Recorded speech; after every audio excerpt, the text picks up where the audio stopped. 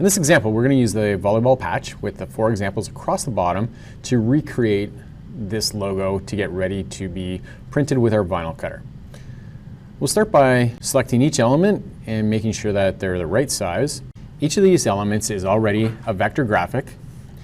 We need a vector graphic in order to have a stroke and a fill, which is what we'll need in order to cut our design with our vinyl cutter. As we resize each of the elements and place them in place, we're getting closer to our final design.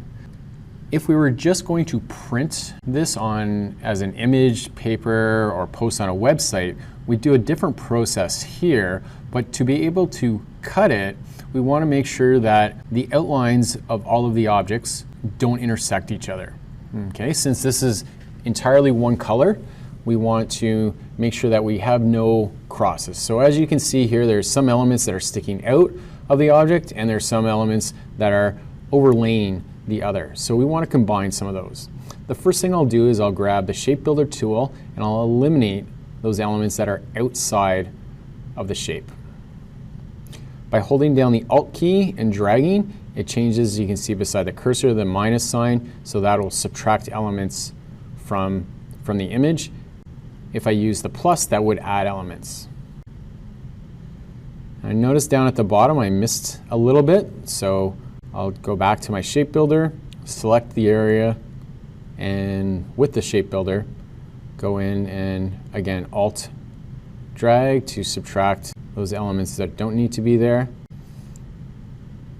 Now I technically could use the shape builder tool to add and unite all of the areas that are intersecting, but I can also use the unite tool. So if I select, and I only selected part of the image there, but here let's select the entire image and press unite. Now if we notice, we zoom in on the net, there's no intersections with the body anymore. If you switch over to your white pen tool, you'll also see all your anchor points to get a better view. In order for us to cut our image on our vinyl cutter, we need to set the stroke of all of our lines to be 0.01. The 0.01 tells the cutter that it's supposed to cut those lines.